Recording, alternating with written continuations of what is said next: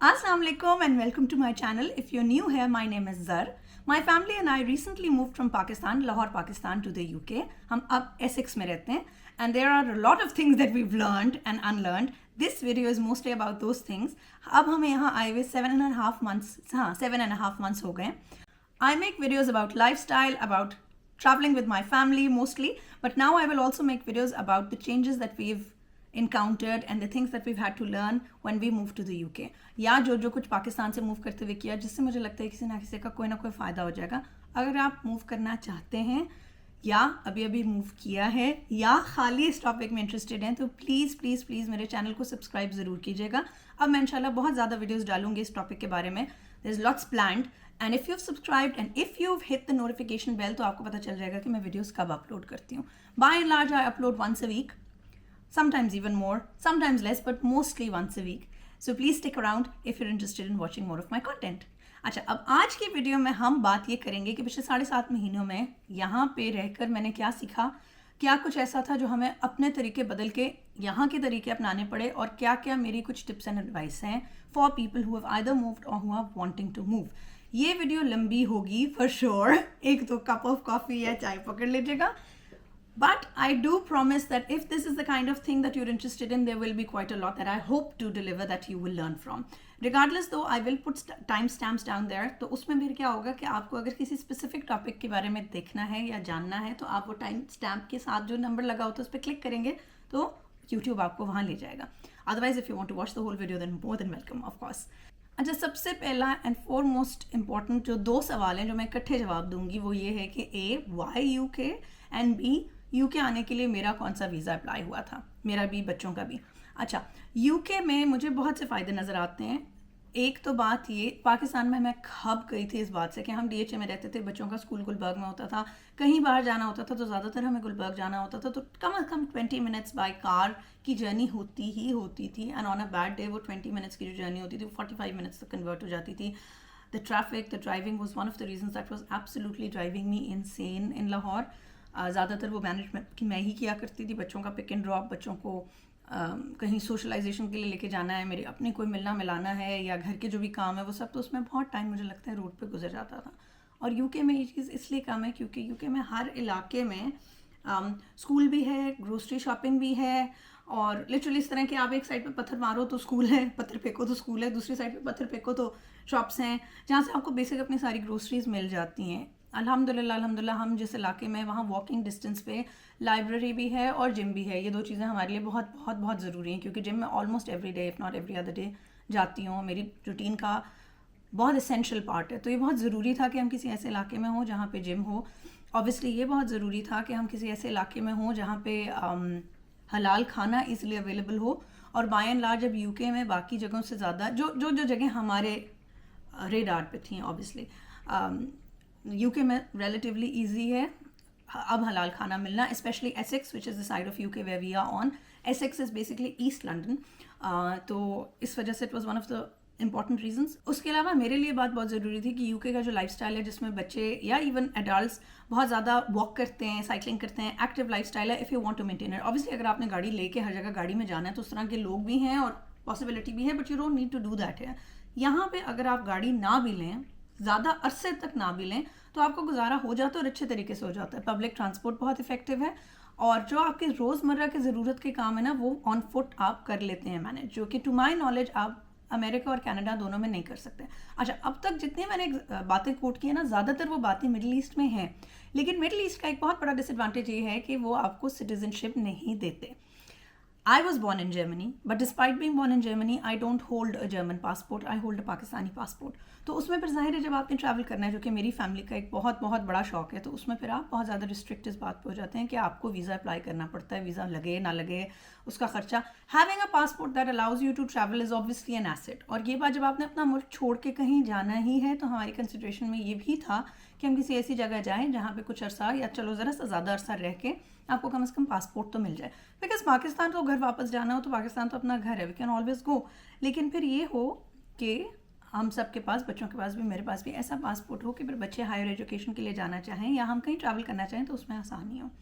अच्छा, ये सारी तो हो गई प्रैक्टिकल बातें। एक और बात जिसने मेरा ज़ाती इन्फ्लुएंस मेरा ज़ाती डिसीजन बहुत ज़्यादा इन्फ्लुएंस किया था, वो ये था कि my husband is a UK national, he is a UK national bye decent. वो यूके में कभी रहे नहीं थे, विज़िट करने आया करते थे, उनकी कुछ फैमिली है यहाँ, और ज़ाहिर पासपोर्ट भी था तो उनके लिए आसान था। व्हेन ही वाज यंग काम शुरू किया तो थोड़े से पैसे इकट्ठे किए, टिकट लिया, आ गए और आके यहाँ टाइम गुजारा, लेकिन कभी रहे नहीं। रहे वो पाकिस्तान में ही, सेटल पाकिस्तान में हुई, शादी हमारी पाकिस्तान में हुई, बच्चे हमारे दोनों पाकिस्तान में हुए, बिल्लियाँ हमने तीनों पाकिस्तान में अडॉप्ट की, हमने अपना घर पाकिस्तान में ही बसाया, मैंने भी और मेरे हस्बैंड ने भी, सारे इकट्ठे हमारा घर। और मैं खुद भी despite being born in Germany में, I was 7 when my parents move back, तो लाहौर ही मेरा शहर मुझे अभी तक तो लगता है या था। खैर, यूके का एक बहुत बड़ा रीज़न ये था कि यूके आने के लिए मेरे हस्बैंड के लिए पॉसिबिलिटी थी कि पहले उन्होंने ये कोशिश की कि वो जॉब ट्रांसफ़र करवाएं, वो नहीं हुई तो he could quit his job in Pakistan and just come है because he is a national, अल्हम्दुलिल्लाह। तो ये भी एक बहुत बड़ा रीज़न हमारे लिए था। मैं ये बिल्कुल नहीं कहना चाहती कि ये रीज़न नहीं था या इसका कोई इन्फ्लुएंस नहीं था। इस बात का एक बहुत बड़ा फैक्टर, ये एक बहुत बड़ा फैक्टर था जिसने रोल प्ले किया।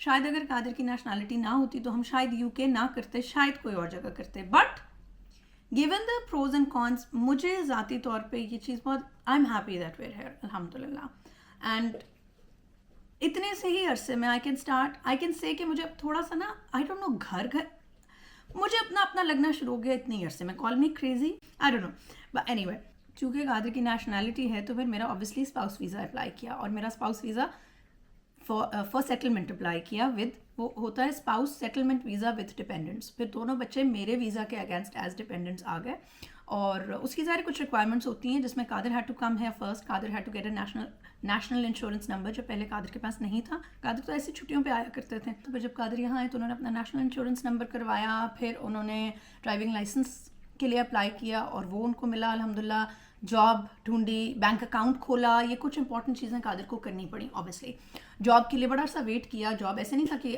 आज लैंड हुए हैं तो कल मिल जाए, वो एक बड़ा मुश्किल पैच हमने गुजारा। बच्चे and I were back in Pakistan, बच्चे were still going to school, I was managing everything on my own in Pakistan. Qadir would come and go, लेकिन उसमें मुझे लिटरली लगता था कि मेरे मेहमान हैं, बाकी चीज़ें फिर ज़ाहिर उन दिनों में मैंने खुद मैनेज की। उसमें ऑब्वियसली जब कादिर की जॉब नहीं थी, I am going to be very transparent now, हमारी सेविंग्स थी that we would take from, तो अल्हम्दुलिल्लाह the fact that we had those savings made it possible for Qadir to just leave his job, leave his family and fly here and then look for a job here। और फिर अल्लाह का लाखों शुक्र, finally जब job लग गई तो फिर ये हुआ कि उसके फिर कुछ अरसे बाद आपको अपनी पे स्लिप्स दिखानी होती हैं, और उसके बाद आप एक सर्टन क्राइटेरिया पे पूरे उतरते हैं, फिर आप अपनी फैमिली के लिए अप्लाई कर सकते हैं। हमने जब अप्लाई किया था इट वाज 2024 का, आई वांट टू से मार्च, और उसके एक आध महीने बाद I think June 2024 if I am not wrong, restrictions change हो रही थी, क्राइटेरिया चेंज हो रहा था, तो उसके बाद फिर जो फाइनेंशियल थ्रेशोल्ड है वो इंक्रीज़ हो गया। तो अब जो फाइनेंशियल थ्रेशोल्ड है वो बढ़ गया हुआ है। अगर आप स्पाउस वीज़ा पे आते हैं और अपनी फैमिली को बुलाना चाहते हैं, फिर ज़ाहिर है अब जो जब भी आप ये वीडियो देखें, जब भी आप अप्लाई करें, do check all legislation before you make a decision, obviously. मेरी video is sharing what we went through. This in no way, shape or form should constitute as legal advice. I'm not a lawyer. I have nothing to do with the law of things.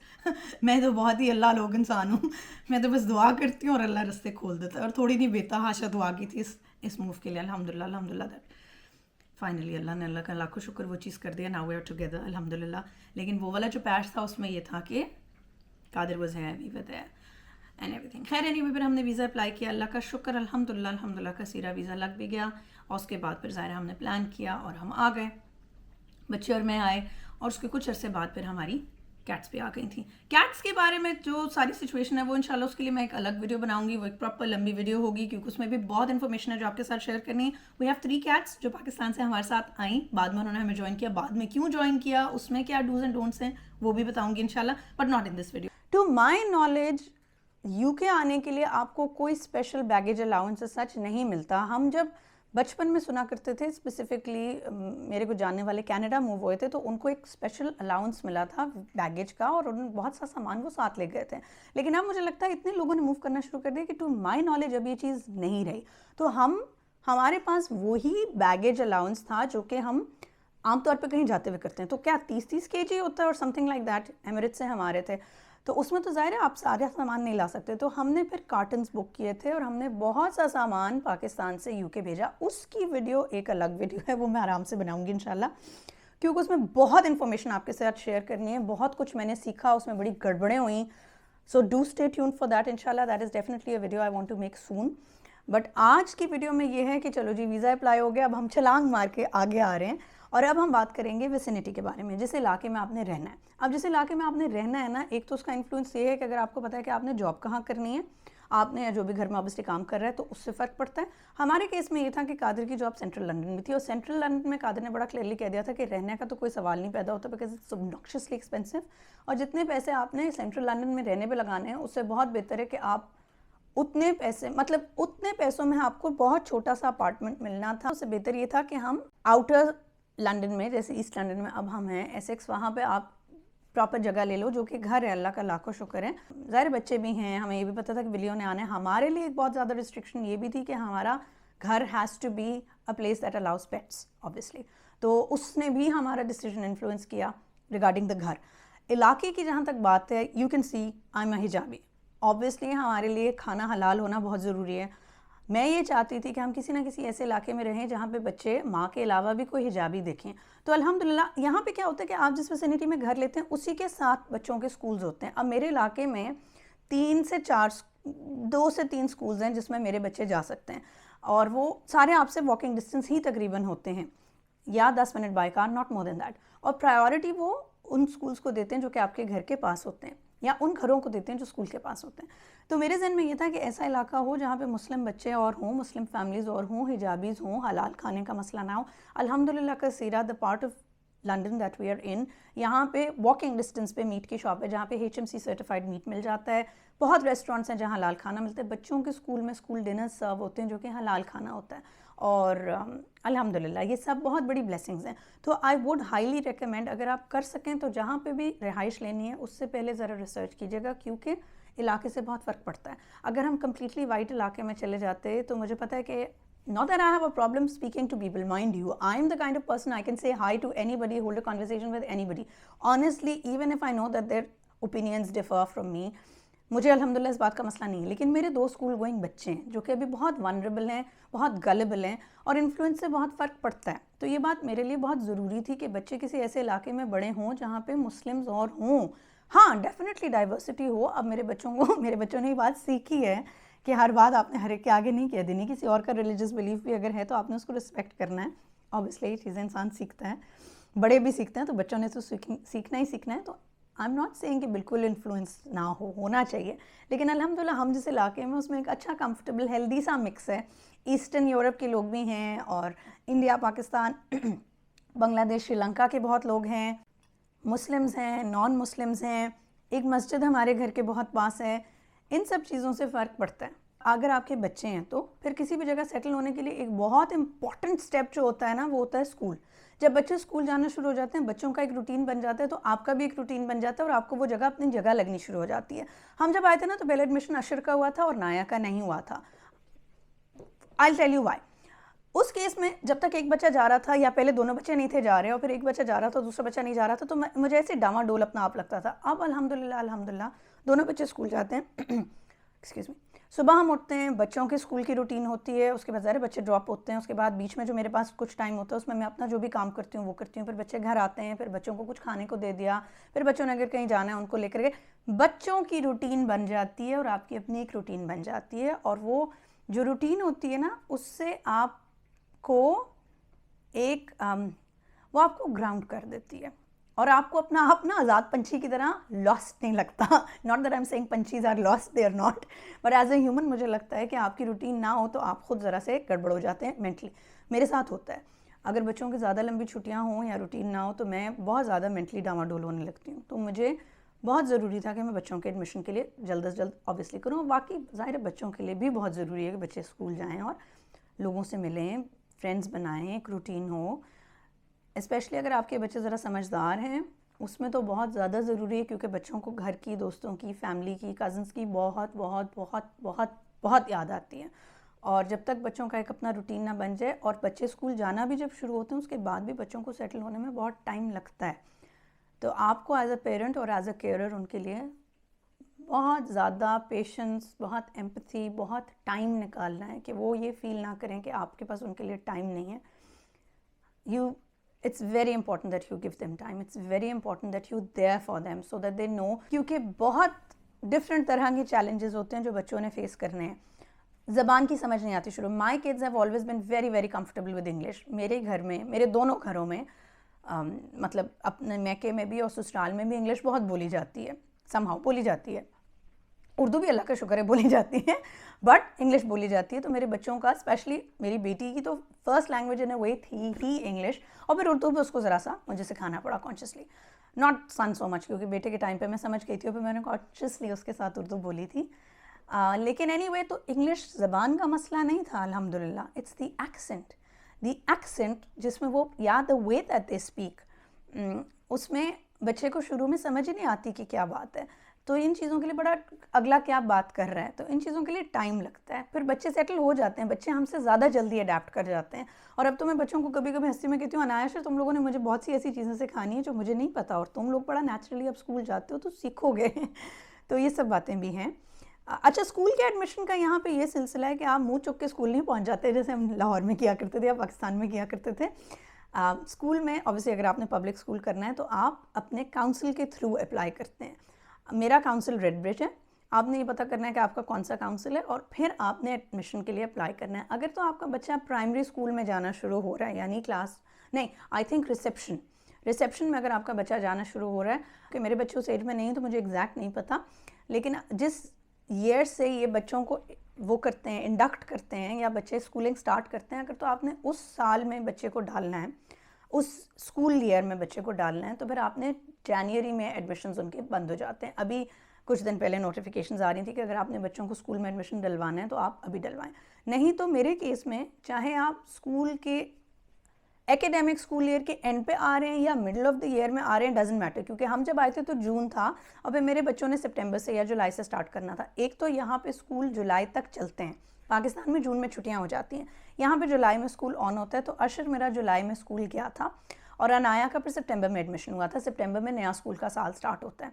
सो सितंबर से जुलाई तक इनका school का साल चलता है. But regardless, अगर आपका बच्चा रिसेप्शन में दाखिला नहीं ले रहा, फिर आपने इन ईयर एडमिशन्स के लिए अप्लाई करना है. आप अपने काउंसिल की वेबसाइट पे जाएंगे, आप इन ईयर एडमिशन्स के लिए अप्लाई करेंगे. वहाँ पे आपके बच्चे के, हर बच्चे के एक एप्लीकेशन फॉर्म के अगेंस्ट एक एप्लीकेशन नंबर मिल जाएगा. वो एप्लीकेशन नंबर आपने सेव कर लेना है, क्योंकि उसके बाद कोई भी कॉरेस्पॉन्डेंस होती है तो आपने वही नंबर इस्तेमाल करना है. अपने लिए एक अकाउंट बना लीजिएगा जिसमें आप साइन इन कर सकें, और अपने हर बच्चे के लिए एक ऑनलाइन एप्लीकेशन फॉर्म फिल करें जो आप घर बैठे बैठे कर सकते हैं. और जब वो आप कर लें, उसमें आपने अपने स्कूल्स की प्रेफरेंसेस डालनी होती हैं. अपने इलाके की थोड़ी सी रिसर्च करें कि आपका किस स्कूल पे दिल मानता है, आपके घर से पास कौन सा स्कूल है. इनके स्कूल की डिफरेंट रैंकिंग्स होती हैं, कुछ आउटस्टैंडिंग होते हैं, कुछ गुड होते हैं, इस तरह करके होता है. कुछ लोगों ने मुझे कहा इससे कुछ फ़र्क नहीं पड़ता, कुछ लोगों ने मुझे कहा इससे बहुत फ़र्क पड़ता है. So I am not sure, I am not in a position to tell you फ़िलहाल कि इससे फ़र्क पड़ता है या नहीं पड़ता, बिकॉज हम तो खुद अभी आए हैं और मेरे बच्चों का school is good and I am happy with it. It's all right, अल्हम्दुलिल्लाह. खैर एनीवे, वो आप जब अप्लाई कर देते हैं उसके बाद आप इनको ये बताते हैं कि आपकी प्रायोरिटी, आपकी प्रेफरेंसेस क्या हैं स्कूल की, और वो फिर 1 2 3 4 करके आप देते हैं, और फिर आप उसके लिए अप्लाई कर देते हैं. फिर जब कोई सीट आती है तो आपके बच्चे को एडमिशन मिलता है. मैं खप गई थी, मैं पिट गई थी कि मेरे एक बच्चे का एडमिशन हो गया है और दूसरे का नहीं हुआ, इनको इकट्ठे स्कूल में डालें. लेकिन अगर सीट नहीं है तो सीट नहीं है. सीट जब अवेलेबल होगी वो आपको तभी देंगे. This I learn the hard way. फिर मैं गई थी स्कूल ऑफिस और मैंने जाके उनको ज़रा सा ये कहा था कि आप प्लीज़ कोशिश करें कि हो जाए. I don't know what to do. तो she looked me in the eye and she said she will get a seat when she will get a seat. It's not a decision that I can take, it's a decision that the council will take. When the council tells me that there is room, we will write to you and we will let you know. I was like, okay, ठीक है, सही है, I understood. हालांकि मुझे तब ये उन्होंने ये कहा था कि there is a family who is moving and when they move तो वो वाली जो सीट होगी वो आपकी बेटी को दे देंगे. तो मैं ये इस बात पे प्रेशराइज़ करना चाह रही थी कि अगर आपको पता है कि एक फैमिली जा रही है तो आप काउंसिल को कह दो ना कि एक फैमिली जा रही है तो आप इस बच्ची को प्रायोरिटाइज़ कर लो. लेकिन नहीं, इस तरह से वो नहीं करते. फिर there is this entire whole game of waiting list, जिसमें होता ये है कि अगर आपके बच्चे का अभी एडमिशन नहीं हुआ तो वो वेटिंग लिस्ट पे आ जाता है, या अगर आपने अपने डिफरेंट प्रायोरिटीज़ दी हुई थी स्कूल की और आपकी सेकंड प्रायोरिटी पे आपको एडमिशन मिल गया लेकिन फर्स्ट प्रायोरिटी के लिए आप अभी भी वेट करना चाहते हैं, तो फिर आपका बच्चा वेटिंग लिस्ट में आ जाएगा। अनाया के लिए मुझे 2 दफ़ा स्कूल के लिए अप्लाई करना पड़ा था क्योंकि वो वेटिंग लिस्ट में थी, और फिर जब छुट्टियाँ हुई थी तो छुट्टियों में वेटिंग लिस्ट बंद हो जाती है, ख़त्म हो जाती है, और फिर मुझे दोबारा से वेटिंग लिस्ट के लिए अप्लाई करना पड़ा था, और फिर अल्हम्दुलिल्लाह फाइनली उस बच्ची का एडमिशन हुआ था। तो ये बिल्कुल लक की बात है कि आपको स्कूल में एडमिशन कितना जल्दी मिलेगा और कितना लेट मिलेगा, क्योंकि अगर सीट है तो वो देंगे, सीट नहीं है तो वो नहीं देंगे। हाउएवर दे डू प्रायोरिटाइज बच्चों की पढ़ाई, तो अगर आपकी मर्ज़ी के स्कूल में नहीं भी होगा ना तो आपको किसी ना किसी स्कूल में वो एडमिशन दे देंगे वो आपके बच्चे को वेला नहीं बैठने देंगे, ये भी मैं आपको श्योर कर दूँ। Driving, now I am a person who's been driving for almost a decade and I have driven on Lahore दियाँ सड़कों। लाहौर की सड़कों पे चलाने के लिए आपको एक सर्टन टेम्परामेंट चाहिए और आपको एक सर्टन कॉन्फिडेंस चाहिए, वो कॉन्फिडेंस मुझ में था। One of the things that I had thought will not be a problem when I move to the UK is driving, because मेरे जहन में ये था कि मैं तो हमेशा रूल्स फॉलो करती हूँ। हाँ, ये मुझे ज़रूर पता था कि मैं ओवर स्पीडिंग करती हूँ, मुझे ये ख्याल था कि मैं ये कंट्रोल कर लूँ क्योंकि यहाँ इतनी छोटी छोटी सड़कें, यहाँ ओवर स्पीडिंग बंदे ने क्या खाक करनी है तो मुझे ये था कि ड्राइविंग का तो कोई मसला ही नहीं है। जब आप पाकिस्तान से आते हैं तब आपका जो ड्राइविंग लाइसेंस पाकिस्तान का है उसके लिए इंटरनेशनल ड्राइविंग लाइसेंस होने की ज़रूरत नहीं है, बट मैंने हस्बैंड के कहने पे इंटरनेशनल ड्राइविंग लाइसेंस बनवाया था क्योंकि कादिर को ये बात थी जहन में कि इंटरनेशनल ड्राइविंग लाइसेंस होगा तो मुझे शायद ज़रा फ़ायदा हो जाएगा। मैं आपको आज बताती हूँ कोई फ़ायदा उससे नहीं होता, उल्टा ये था कि कादिर पाकिस्तान में थे और ड्राइविंग लाइसेंस वगैरह जैसे ऑफिसेज अनफॉर्चुनेटली पाकिस्तान में ऐसी जगह है जहाँ अमूमन फैमिली आपको अकेले नहीं जाने देती, तो मेरे भाई को फिर मुझे लेके जाना पड़ा था। भाई दफ्तर से वापस आया था, मेरा भाई बहुत मसरूफ़ आदमी है लेकिन चूँकि उसको बहनोई ने काम कह दिया था तो दफ्तर से वापस आके वो मेरे घर आया, बच्चों को मुझे पिक किया, ड्राइविंग लाइसेंस सेंटर लेकर गया, वहाँ हमने इंटरनेशनल लाइसेंस अप्लाई किया। उसका टाइम, उसके पैसे जो लगने थे वो लगे, अलग बात, बट एज़ इट इज़ अब मुझे यहाँ आके ये पता है कि चाहे आपके पास इंटरनेशनल ड्राइविंग लाइसेंस हो या पाकिस्तान का रेगुलर ड्राइविंग लाइसेंस हो, यू कैन ड्राइव है for 1 year 12 months after you land, ठीक है। 12 months is a significant amount of time, right. तो उसमें आप ड्राइविंग कर सकते हैं, आराम से कर सकते हैं, और फिर 6 months जब आपके गुजर जाएं उसके बाद आपको यहाँ पे प्रोविजनल ड्राइविंग लाइसेंस अप्लाई करने की इजाज़त है। तो अब जिस स्टेज पे मैं हूँ मेरा प्रोविजनल ड्राइविंग लाइसेंस है जिस पे टेक्निकली आप अनअकम्पनीड ड्राइव नहीं कर सकते, लेकिन हमने एक लूप होल ये निकाली है मेरे हस्बैंड ने, वो ये है कि मैं if I am ever built over तो मैं फिर उनको अपना पाकिस्तानी लाइसेंस दिखाऊंगी और मैं ये कहूँगी कि मुझे पाकिस्तानी लाइसेंस पे 12 months ड्राइव करने की इजाज़त है। अब मसला ये है कि मैं 6 महीने गुजर गए तो प्रोविजनल अप्लाई हो गया, और फिर 6 महीने अगर और गुजर गए तो जो मेरा पाकिस्तानी वाला लाइसेंस है वो फिर यहाँ वैलिड नहीं रहेगा, तो उसके बाद फिर ज़ाहिर है मुझे करना ही करना है यहाँ का license apply. So the plan is कि आप विद इन 6 months अपना प्रोविजनल लाइसेंस अप्लाई करें, आप थ्योरी टेस्ट पास करें, उसके बाद आप प्रैक्टिकल टेस्ट पास करें, और आप with in a year of moving to the UK आप यूके ड्राइविंग लाइसेंस होल्डर हो जाएं, ठीक है। अच्छा, अब थ्योरी टेस्ट के लिए आपको एक ऐप मिलती है जो कि बहुत यूज़फुल है। उसमें आपको एक तो हाईवे कोड एक किताब है जो आपने पढ़नी है, वो आपको लाइब्रेरी से भी मिल जाती है, वो आपको ऑनलाइन भी मिल जाती है, आसानी से मिल जाती है। और secondly there is an app, आपको दिखाती हूँ, वो ऐप आईफोन्स पे भी चलती है, एंड्रॉयड पे भी चलती है। उस ऐप में आपको हाईवे कोड भी मिल जाता है, उस ऐप में आपको टॉपिक वाइज क्वेश्चंस भी मिल जाते हैं, और आप बहुत अच्छे से उसमें प्रैक्टिस कर सकते हैं, क्विज़ेस भी ले सकते हैं, आप प्रैक्टिस कर सकते हैं, और ये आपको अच्छे से ये बता देगी कि आप कब रेडी हैं अपना टेस्ट लेने के लिए। इंशाल्लाह सून होपफुली मैंने ये टेस्ट लेना है। होपफुली अगर मैंने ऐप से सही तैयारी कर ली तो मुझे लगता है कि थ्योरी टेस्ट पास करने में प्रॉब्लम नहीं होगा, लेकिन प्रैक्टिकल टेस्ट के लिए ये था कि मैंने कुछ क्लासेस ली थी just to become a little more confident, क्योंकि सड़कें यहाँ बहुत डिफरेंट हैं। सड़कों पे डिमार्केशंस बहुत हैं, यहाँ पे कुछ वक्फे के बाद ट्रैफिक लाइट है और आप एक्चुअली रियलाइज़ नहीं करते कि कौन सी ट्रैफिक लाइट आपके लिए, और फिर कुछ वक्फे बाद फिर है। It is confusing, it's very confusing. यहाँ पे राउंड अबाउट्स का तरीका, एक चीज़ होती है बॉक्स जंक्शन, उसका बहुत फ़र्क है। कब आपने लोगों को क्रॉस करने देना है, कब नहीं क्रॉस करने देना, आपका राइट ऑफ वे कब है कब नहीं है, आपने किस तरफ देखना है। हम लाहौर की ड्राइविंग में अगर राइट मुड़ना है तो पहले लेफ़्ट देखते हैं, फिर राइट देखते हैं, फिर लेफ़्ट देखते हैं, फिर राइट देखते हैं, फिर राइट मुड़ते हुए दोबारा लेफ़्ट देख रहे होते हैं, क्योंकि रक्शे, साइकिलें, मोटरसाइकिलें गलत साइड से आती हैं, और ऑनेस्टली स्पीकिंग वो आपकी ऐसी रगों में वो आदतें बस जाती हैं। जब मैंने यहाँ पे ड्राइविंग क्लासेस ली तो मेरी इंस्ट्रक्टर मुझे कहती थी तुम अगर राइट मोड़ी तो तुम लेफ़्ट क्यों देख रही हो, और उसको एक्चुअली गुस्सा आया इस बात पे और बड़ा चिढ़ गई वो। और मैंने उसको फिर एक दिन कहा, मैंने कहा इसलिए क्योंकि जहाँ से मैं आई हूँ this is an old trauma, because you see if you look on the left and then you turn on the right, then there is a very high likelihood that somebody will intercede, somebody will push through. अब यहाँ पे एक ऐसा rule है कि अगर आप main road से साइड रोड पे जाना चाह रहे हैं ना, और यहाँ पे ऑलरेडी एक गाड़ी खड़ी है और आपने राइट होना है, तो जैसे ही ऑन कमिंग ट्रैफिक आनी बंद होगी ना, चाहे ये गाड़ी यहाँ खड़ी भी है ना, आपने राइट हो जाना है। अब जब ये चीज़ शुरू हुई ना, तो मैं कुछ कहती तो नहीं थी, लेकिन मेरी ड्राइविंग इंस्ट्रक्टर को मेरी बॉडी लैंग्वेज से ही समझ आ गया कि मैं टेंस हो जाती हूँ। तो वो कहती थी कि तुम टेंस क्यों होती हो ये टर्निंग करते हुए? तो मैंने उसको ये कहा इसलिए क्योंकि मेरे मुल्क में ये गिव वे लाइन नहीं है ना, तो अगर कोई खड़ा है और मैं आगे से मुड़ जाऊँगी तो फिर दिल गेट वेरी एजिटेटेड। तो ये ऐसे पर्सनल प्रॉब्लम्स हैं जो कि मैंने खुद फेस की हैं, और उसमें फिर वो मुझे कहती है it's okay, even if they have to wait for 10 cars they will, because it's the law, they know that. लेकिन ये चीज़ अनलर्न करने में मुझे टाइम लगा, और मुझे अभी भी नहीं पता कि अभी मुझे कोई अगर ड्राइविंग टेस्ट के लिए बिठा दे तो मैं पास करूँगी या नहीं। मेरा प्लान ऑफ एक्शन अभी ये है कि मैं पहले थ्योरी टेस्ट पास करूँ, उसके बाद मैं कुछ क्लासेस लूँगी इंशाल्लाह और फिर पास करूँगी। अपने इलाके में मैं थोड़ी बहुत ड्राइविंग करती हूँ, मेरी ड्राइविंग इंस्ट्रक्टर ने मुझे गो अहेड दिया, उसने मुझे मेरी जो स्ट्रेंथ्स हैं वो गिनवाई हैं, उसने मुझे कॉन्फिडेंस दिलाया कि तुम कर सकती हो ड्राइविंग, डोंट वरी, तुम अभी फ़िलहाल ड्राइविंग करो, and when you want to prepare for the driving test I will help you out, I will prepare you. और उसमें फिर ये होता है कि वो स्पेसिफिक ऐसी गलतियाँ जिसमें आप फेल होने के ज़्यादा चांसेस हैं, फिर वो आपको वो तैयारी करवाते हैं। वो इंशाल्लाह जब वो वाला मरहला आएगा तब उसके बारे में भी एक वीडियो बनाऊँगी। अभी फ़िलहाल ये दुआ करें कि मैं ड्राइविंग टेस्ट थ्योरी भी पास कर जाऊँ इंशाल्लाह। और फिर जब मैं प्रैक्टिकल बुक करूँ तो मुझे प्रैक्टिकल की डेट भी मिल जाए इंशाल्लाह। इरादा तो मेरा है, लेट्स सी, प्रैक्टिकल का नहीं लेकिन थ्योरी का मेरा इरादा है कि मैं इंशाल्लाह जल्दी दे दूँगी। वंस इंशाल्लाह खैर आफियत से I have cleared it, I will make a video just on that, but to give you a sense of which direction to head in, this is the way it's done. Grocery shopping एक ऐसी चीज़ है जिसमें मुझे strangely बहुत time लगा समझने में, simply इसलिए क्योंकि यहाँ बहुत ओवरवेलमिंग हो जाता है। यहाँ 10 किस्म के आलू हैं तो 20 किस्म के प्याज हैं और बहुत सी डिफरेंट शॉप्स हैं।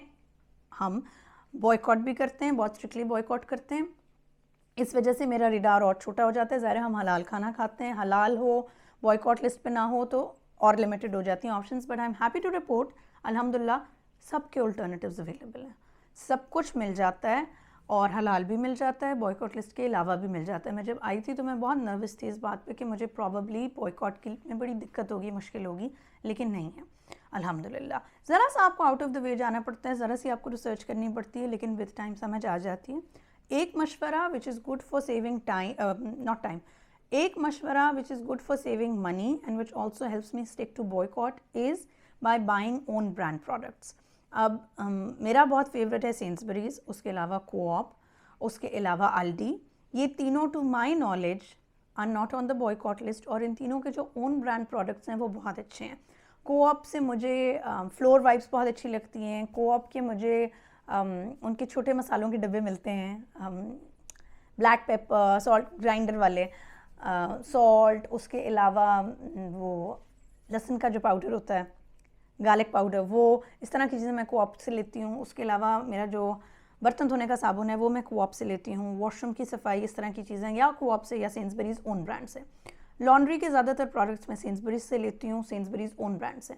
उसके अलावा अल्डी की मुझे बेकरी बहुत पसंद है, लेकिन बेकरी सेंसबरीज की भी अच्छी है। मेरे घर के पास अल्डी नहीं है, सेंसबरीज है और कोऑप भी है, तो मैं ज़्यादातर जो रेगुलर शॉपिंग है वो सेंसबरीज, कोऑप इससे करती हूँ। उसके अलावा जो आपकी छोटी छोटी लोकल शॉप्स होती हैं वहाँ पे आपको फ्रूट, वेजिटेबल्स, ब्रेड्स, दूध, ये चीज़ें बहुत अच्छी मिल जाती हैं।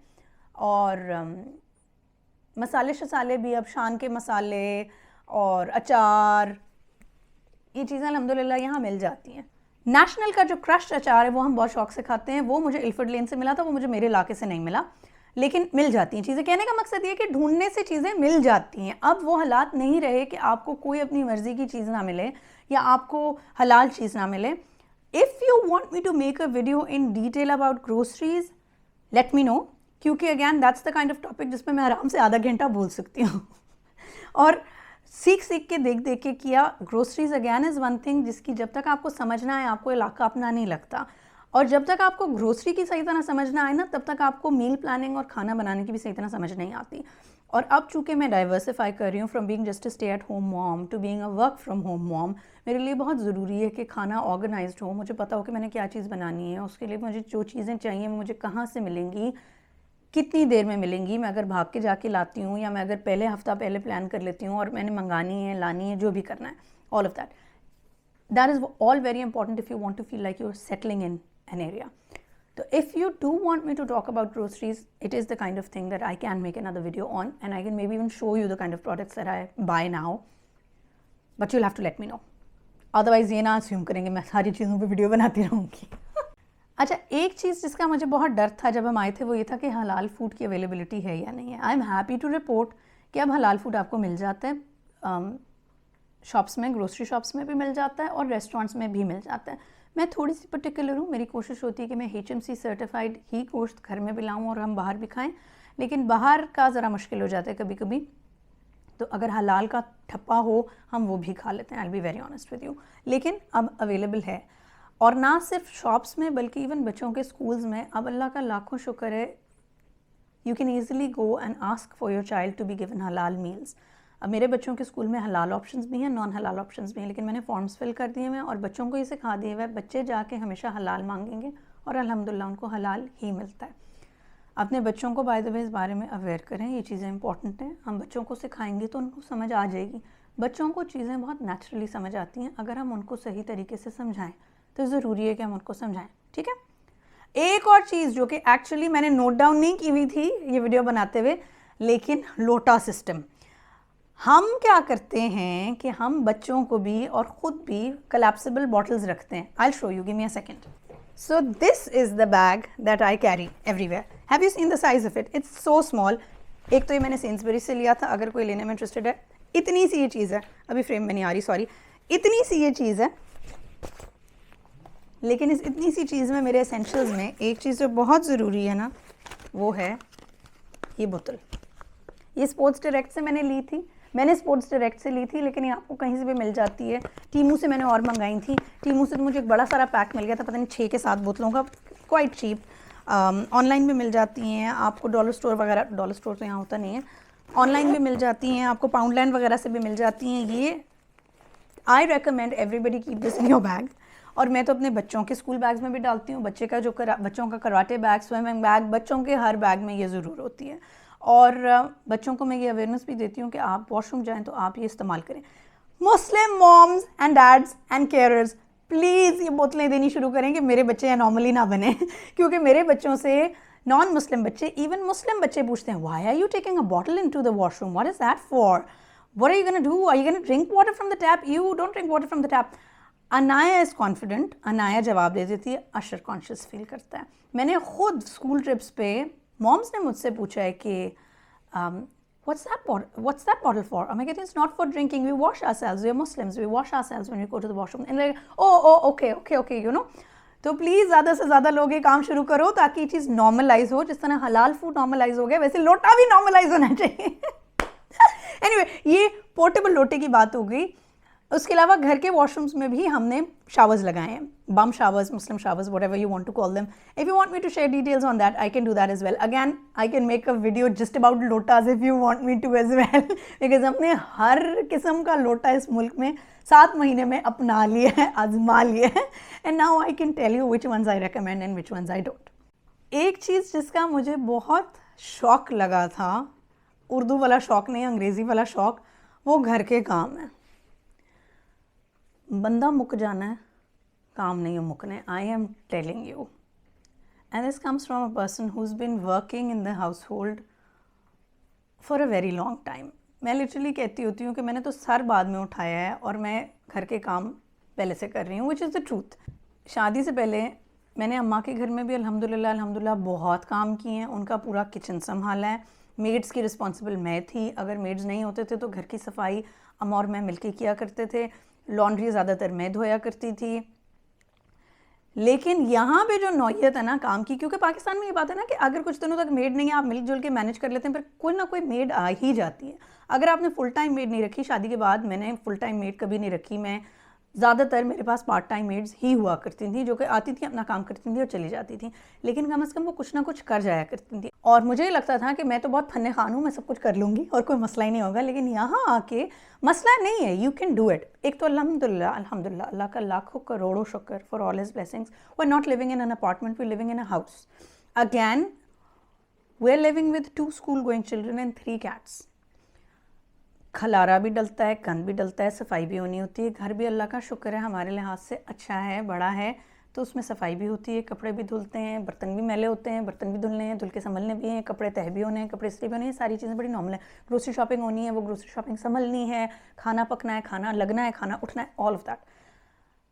But very soon after I moved है आई रियलाइज्ड कि यार मेरा तो सारा दिन खाली घर के कामों में गुजर जाना है और मुझे पता भी नहीं चलना, और मैंने तो बस इसी में लगे रहना है। और मैं शुरू में ही मैंने ये रियलाइज़ किया कि इस तरह तो बात नहीं बननी और कुछ ना कुछ तो चेंज करना पड़ेगा। फिर मैंने अपने हस्बैंड को बिठाया और मैंने अपने बच्चों को बिठाया। बच्चे मेरे भी छोटे हैं, लेकिन मैंने उनको बिठाया और मैंने उनको कहा कि देखो मैं कपड़े धो दिया करूँगी, मैं कपड़े तह भी कर दिया करूँगी, कपड़े तुम लोग अपनी अलमारियों में खुद रखोगे, इसी तरह से बर्तन अपने उठा के किचन में खुद रखोगे। अभी चलो बेसन तक नहीं पहुंचते बच्चे, ज़रा से बड़े हो जाएंगे, अपने बर्तन कंगाल के डिश वॉशर में डालें, ठीक है, डिश वॉशर मत चलाएं, वो मैं चला लूँगी, वैसे ही 1 डे ही चलना होता है, यूजुअली मैं रात में चलाती हूँ। डिश वॉशर अगर हुआ है बर्तन धुले में सूखे में, तो मैं कभी कभी बच्चों को कहती हूँ खोलो डिश वॉशर, बर्तन संभालो। इसी तरह से कभी बच्चों में से किसी का मूड हुआ तो चलो बिल्लियों की नालियाँ साफ़ करो। With cats that's another job, जो लिटर बॉक्सेस उनके साफ़ होने होते हैं। You have to have some sort of help if you want to do some work of your own. अब मेरा YouTube, उसके अलावा मेरी पढ़ाई चल रही है, I can't do if I'm only doing house घर के काम। And even if you're just at home, ladies, please अपने आप को सिर्फ घर पे वक्फ मत करो, दिमाग का फालूदा निकल जाता है, बंदे का दिमाग ख़राब हो जाता है। और लिटरली मैंने एक दिन कादिर को ये कहा, मैंने कहा कादिर इससे बेहतर तो मैं पाकिस्तान में थी कि मेरे पास कम से कम मेड्स तो थी, चाहे पार्ट टाइम थी तो सही ना। ये तो नहीं होता था कि मैं ना करूं तो होता ही नहीं था। अब तो ऐसे है कि मुझे लगता है कि बस मेरा सिर्फ काम घर के काम करना ही है। So you do need help. यहाँ पे हर कोई काम खुद करता है। शुरू में आपको वाकई अजीब सा लगता है कि आपने हर काम करना है, despite I am telling you, despite being the kind person like me जिसने सारी उम्र काम की हैं। फिर भी आप ग्रोसरी शॉपिंग वापस लेकर आते हैं, ग्रोसरी उठानी भी खुद पड़ती है, गाड़ी है तो गाड़ी में रखनी निकालनी खुद पड़ती है, अगर गाड़ी नहीं है तो वॉक करके आप लेकर आते हैं, ट्रॉलियाँ लोगों ने रखी होती हैं उसके साथ आप घसीट के आते हैं। ये चीज़ें यहाँ बहुत नॉर्मल है और आपको शुरू में ज़रूर फील होता है कि यार अल्लाह मैं किधर आ गई, मैं किधर फंस गई, लेकिन करने लगो ना तो हो भी जाता है। और अपने से बहुत ज़्यादा उम्र के मैंने लोग देखे, क्यू2 से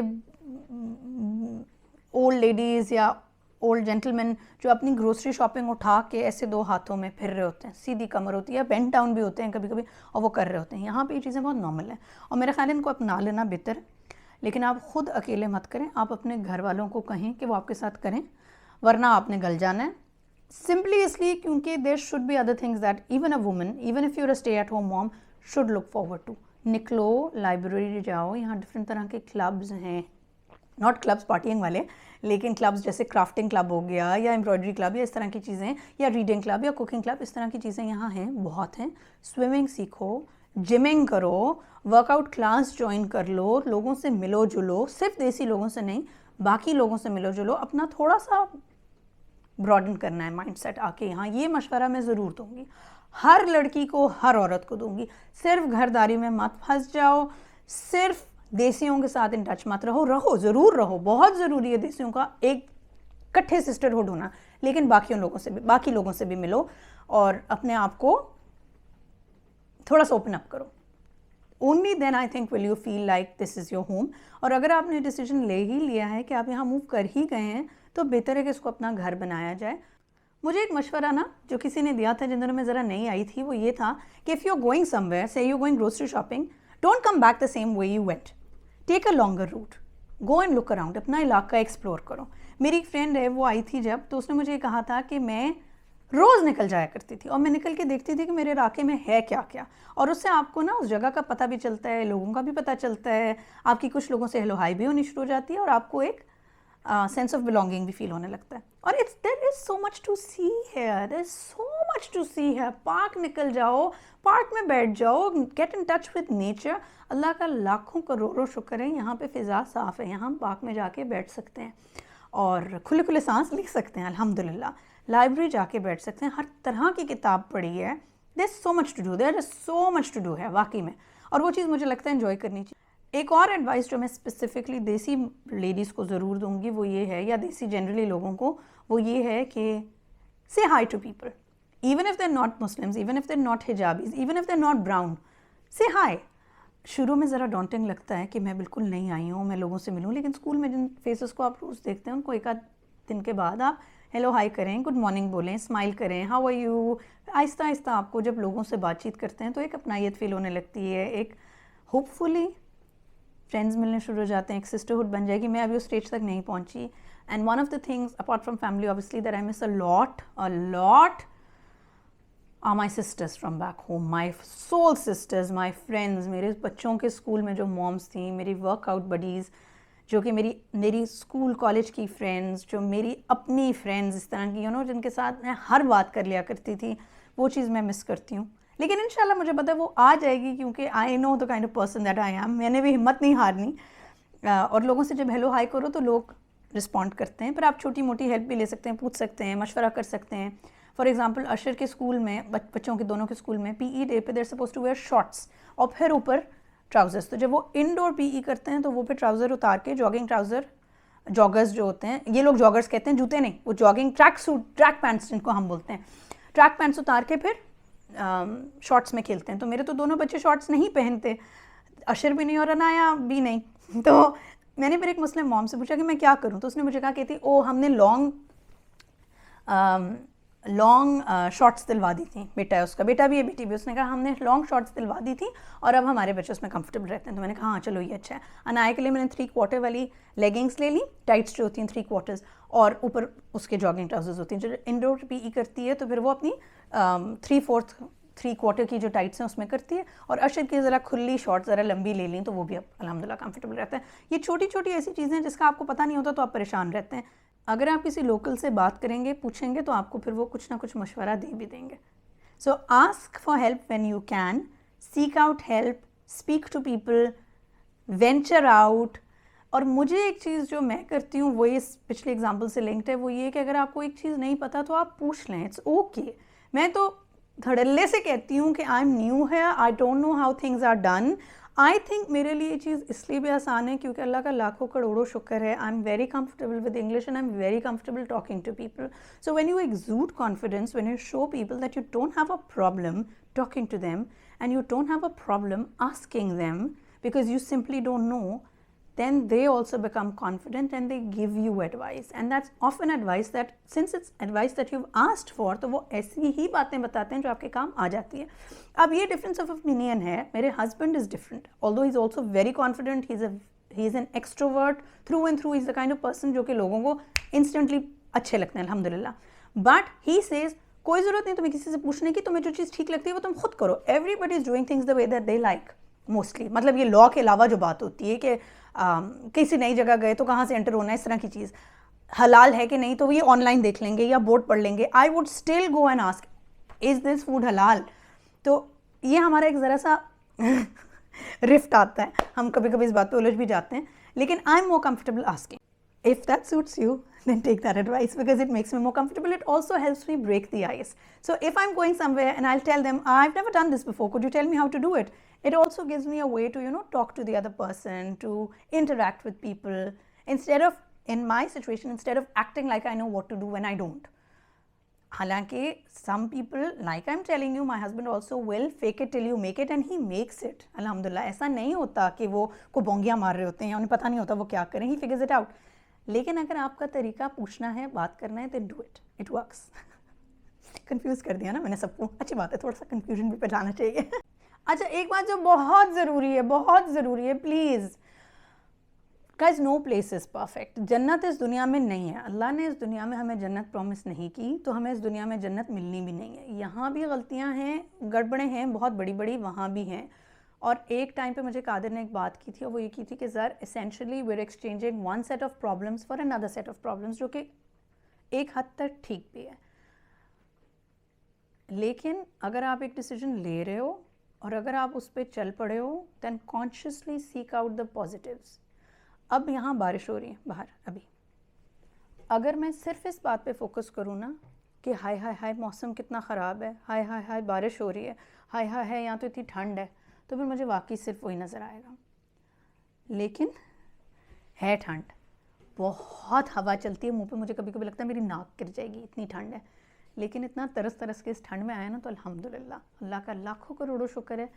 मोटी जैकेट पहने, मफलर लगाएं, टोपी लगाएं, निकल पड़े बिस्मिल्लाह करके। इस बात को मत रोएं कि ठंड है या सर्दी है, या ठंड और सर्दी एक ही चीज़ होती है, ठंड है या बारिश है, it's okay, don't let it stop you. यहाँ पे एक मेंटालिटी है, वो ये कि there is no such thing as a bad weather, you just badly prepared. तो चाहे बारिश है या स्नो है, आप निकल पड़े, आपने जो करना है। आप छतरी पहने, रेनकोट पहने और आप निकलें, आप बूट्स पहने और आप निकलें।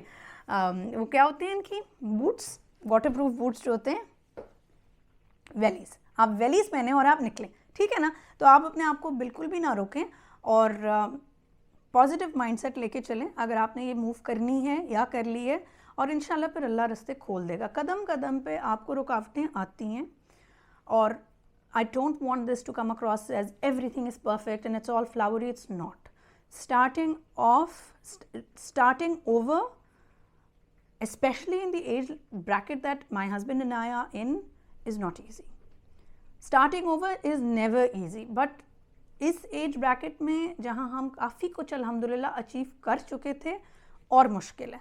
और फिर ये बात भी ना कि हस्बैंड वाइफ एक दूसरे से अलग रहे हैं, तो हस्बैंड अपने पार्ट पे चीज़ें मैनेज करें, वाइफ अपने पार्ट पे मैनेज करें, फिर जब आप इकट्ठे दोबारा रहते हैं तो वो डायनामिक दोबारा से, it is all very challenging. फिर जाहिर है नई जॉब, नई सिचुएशन, नया कल्चर, नई ट्रेडिशंस अब आपने अपनी फैमिली की सेट करनी है, नई आजमाइशें, यहाँ क्रिसमस है, हैलोवीन है, और बहुत सी ऐसी चीज़ें हैं जो कि पाकिस्तान में उस तरह से नहीं थी। बहुत चैलेंजेस हैं, लेकिन हमने फोकस रखना है अच्छी चीज़ों पे, और हमने उम्मीद ये करनी है कि इंशाल्लाह अल्लाह बेहतरी ही के रास्ते खोलेगा। लेकिन ज़ाहिर सब बातें हैं, आपने कोई भी मूव करते हुए, कोई भी डिसीजन लेते हुए ये बात रखनी है जहन में कि कोई भी जगह या कोई भी सिचुएशन कभी भी परफेक्ट नहीं है। अगर आप ऑनलाइन ही देख लें मेरी वीडियोस, आप इसके अलावा आप सारी ज़्यादातर उठाएंगे ना, तो स्पेशली फैमिली ट्रैवल वाली जो हैं, उसमें मैं आपको चुन के सबसे बेहतरीन, सबसे अच्छे पार्ट्स दिखाती हूँ, सबसे हैप्पी पार्ट्स दिखाती हूँ। और अक्सर अगर ऑडियो में कुछ ऐसा चल रहा होता है ना जो इंटरनेट पे डालने के लायक नहीं होता, तो मैं उस पर प्यारा सा गाना चला देती हूँ पीछे। अगर मैं बैकग्राउंड पे अपने बच्चों पे चीख भी रही हूँ तो आपको वो नज़र नहीं आता, क्योंकि इंटरनेट पर जो चीज़ें आप देखते हैं वो रियल नहीं होती हैं, बात याद रखें। तो अगर आप किसी के व्लॉग्स देख रहे हैं या किसी का, चाहे वो मेरा ही क्यों ना हो, तो ये बात याद रखें कि the internet is not real, it's a very small part of somebody's life that they choose to share with you, that they choose to show you, and they're often showing you things to influence you, so they won't show you the things which are not the nicest or the prettiest or the most loving situations or the most, you know, Instagrammable situations, but वो सब भी part and parcel of life है। फिर भी हमने कमर बांधनी है, हमने तवक्कल अल्लाह करना है, और हमने चलते रहना है। अच्छा, इसी से लिंक्ड एक बात यह है कि अगर आप अभी फ़िलहाल उस स्टेज में हैं जहाँ आप फंसे हुए हैं, जहाँ आपसे डिसीजन नहीं लिया जा रहा है, डिसीजन आपने ले लिया है और अभी उसमें आपको बरकत आती हुई फ़िलहाल नज़र नहीं आ रही, या आप कुछ भी ज़िंदगी में कर रहे हैं and you don't see the outcome that you are hoping for. और ये this is a reminder for myself as well, वक्त से पहले और नसीब से ज़्यादा किसी को कुछ नहीं मिलता, और जो तुम्हारे नसीब में वो तुमसे कोई नहीं छीन सकता। सो अल्लाह पे तवक्कल रखो, दुआ करो, ट्राई योर वेरी बेस्ट, और अल्लाह के हवाले। इंशाल्लाह रास्ते भी बनते हैं, और फिर वाकई आप ऐसी सिचुएशन में होते हो कि जिन चीज़ों की आप दुआ कर रहे थे, आप उस रियलिटी में रह रहे होते हैं, और आप without realizing next set of दुआस पे या next step of wanting to achieve पे पहुंच जाते हैं। बहुत ज़रूरी है कि आप अभी पॉज करो, चाहे आप ज़िंदगी में जहाँ भी हो, और आप पॉज करो और आप 5 ऐसी चीज़ें लिखो जो कि आप 5 साल पहले जिसके लिए आप स्ट्रगल कर रहे थे या स्ट्राइव कर रहे थे या दुआ करते थे, और अब वो आपके पास हैं। मैं मानने को तैयार ही नहीं हूँ कि 5 चीज़ें आप नहीं सोच सकते, चाहे वो बड़ी हों या वो छोटी हों। हो ही नहीं सकता, मैं मानने को तैयार ही नहीं हूँ कि 5 साल पहले कोई दुआ जो इंसान करता था वो ना पूरी हो, चाहे वो जो भी दुआ हो, छोटी सी छोटी दुआ. And if you feel comfortable enough, please share those दुआएं or those manifestations or those positive outcomes in the comments with me, because God knows I need that right now. So please please please do that. I'd love to read it. बाकी ये कि job, visa, flight सब हो जाता है जब नसीब होता है, और नसीब जो लिखने वाला है ना उसको हमसे बेहतर पता है. उसके हर काम में हिकमत है, और हमारा काम यही है कि हम अपना बेस्ट ट्राई करें और हम बाकी उसके हवाले कर दें. So with that note, I think I'll end the video for today. It is a very long one, but I hope that you've learned from it. I hope that it inspires you.